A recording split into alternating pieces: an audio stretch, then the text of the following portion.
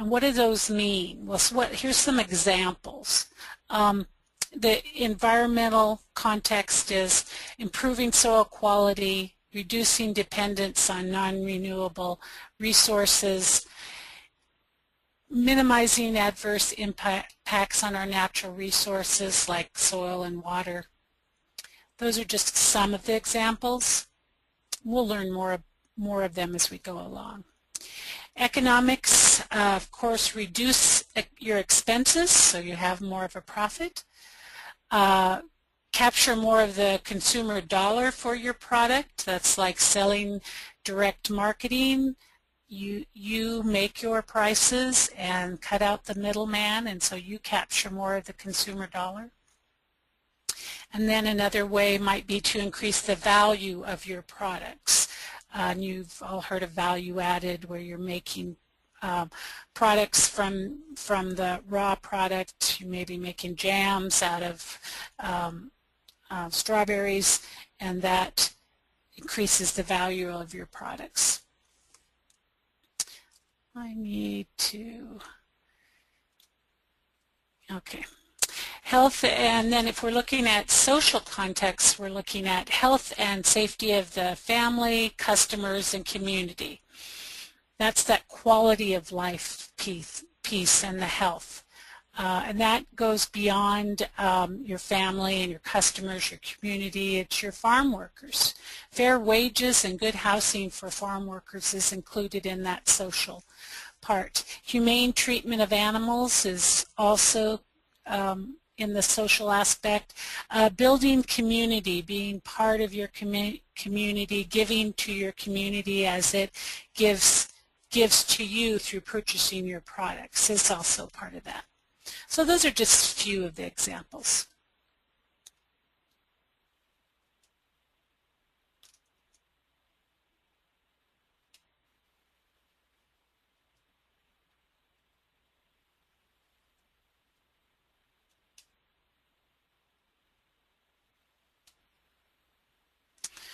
Okay, also from the SARE publication, Exploring Sustainability in Agriculture. These are some more concepts. These are practices that we might use to move more towards sustainability in our enterprise. Integrated pest management. We'll be talking about these during the course, so I'm not going to take a lot of time now to talk about each one of these. Number 2 is rotational grazing. You can see the cattle out there, and there's, I think, 3 paddocks where they're moving the cattle around. Soil conservation, that's strip farming. We don't see as much of that out here, but in the central United States, there's a lot of strip cropping like that. 4 is water quality and riparian buffers along the water, keep the cattle out. Cover crops, that's red clover there, number 5. Crop and landscape diversity, that's just showing, you know, that you've got a lot of different crops growing on the landscape to provide ecosystem diversity, which promotes sustainability. Nutrient management, all I can tell is maybe there's a pile of manure up by the barn. I'm not quite sure what that's pointing out up there, but of course nutrient management of manure from livestock is a big concern. Agroforestry, incorporating trees into your farm operation, and alternative markets. You've got the little farm stand there showing the direct marketing. Okay, I just want to give you some more resources to, okay. Give you some more resources about sustainable agriculture, and I have this book. It isn't one that we are sending you, but if you are going to have a vegetable production as part of your farm enterprise, this is a good book. It's called Sustainable Vegetable Production from Startup to Market. Vern Grubinger is in Vermont, I believe, and he does a really good job of defining sustainability and looking at different aspects and how that fits into a vegetable production system. And so I just wanted to share a little bit of his ways that he looks at sustainable agriculture. So we look at this as a continuum, okay? You know, sustainable agriculture is a goal that we're trying to reach with our farm. So we can't really say that we're there right now. It's something that we're looking for in the future, and this is kind of how you might lay that out. And in a generalization, if you're looking at agriculture as well, we're just going to get through this year. That's very, limited thinking, so we're going to say it's less sustainable thinking. You'll get this as I go along.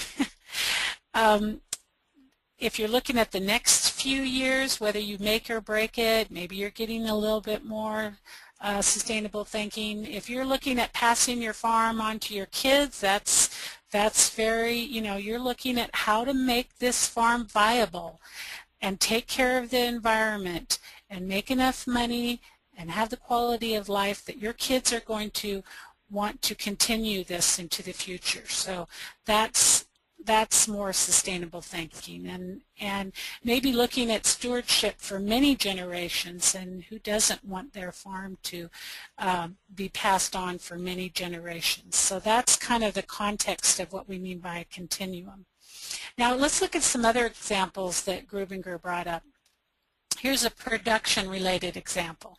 So if you're using calendar sprays for spraying your insecticides on a predetermined schedule, which is very common in the fruit industry, and vegetable industry, then you're sort of at the less sustainable practice. If you're scouting for insect pests and spraying with non-selective insecticides, you're a little bit more. At least you're scouting for the insect pests. If you're scouting for pests, then you're spraying selective, least toxic pesticide. Maybe you're a little bit farther on that sustainable continuum. And then if you're using cultural practices and beneficial insects to control pests as you can, and only relying on selective pesticides at points where you meet an economic threshold where you need to, then you're a little bit more sustainable. Let's look at another example related to marketing. Less sustainable practice is kind of where you are when we go to buy things on a grocery store shelf. We don't know the producer of most of the food that we buy. So the producer is unknown to the consumer. But you sometimes have loyalty to a particular grower brand. You might, Shepherd's Grain is a wheat that is been branded, a flour that's been branded by farmers in our local area in North Idaho here. And so you may have you may not know the grower, but you have a loyalty to that brand. Consumer contact with grower at direct markets. Okay, so that's where you're talking to your farmer, you get to know them, you have a relationship with them at the farmer's market, and maybe even more sustainable is a commitment through practices such as community-supported agriculture, because you're buying into the farming operation for that year. You're giving your money up front, and you're saying, I'm going to support you and do it through paying you before I receive my vegetables. So a little bit more sustainable thinking. So that's just Vern's take on it, and I just thought I'd share that. You'll see all different kinds of ways to look at sustainability. Here's another resource that I want to gear you towards. This is the National Sustainable Agriculture Information Service through ATTRA. ATTRA stands for Appropriate Technology Transfer for Rural Areas. And this program's been in existence for, oh, look at this, 25 years. There's a little 25-year banner right there in front of us. You know, when they first started, they, you know, we weren't even using the web, the internet. What they would do is, and it was always set up for farmers. This is farmers' resource. And what you would do is you would call this number that they have, and they would send you a duplicated packet of copies of all of these resources. Say if you wanted to know about composting, they'd make copies of all of these composting resources and send them to you in the mail. And we've come a long way from then. But it's still based on providing farmers with the answer. And now you can see they've gone mobile. You can use, you know, your smartphones, and they've got a Facebook page, and they've got a newsletter that comes out regularly, electronic newsletter. So please take advantage. And they are the biggest warehouse of sustainable and organic production, I believe, that we have. So check them out. So a couple more resources. I wanted to show you the Food Alliance, because the Food Alliance is a local organization originating in Portland, Oregon. And they are certifiers of sustainably grown crops and livestock. And they have, you know, so there is specific criteria that can be used to quantify how sustainable you are. And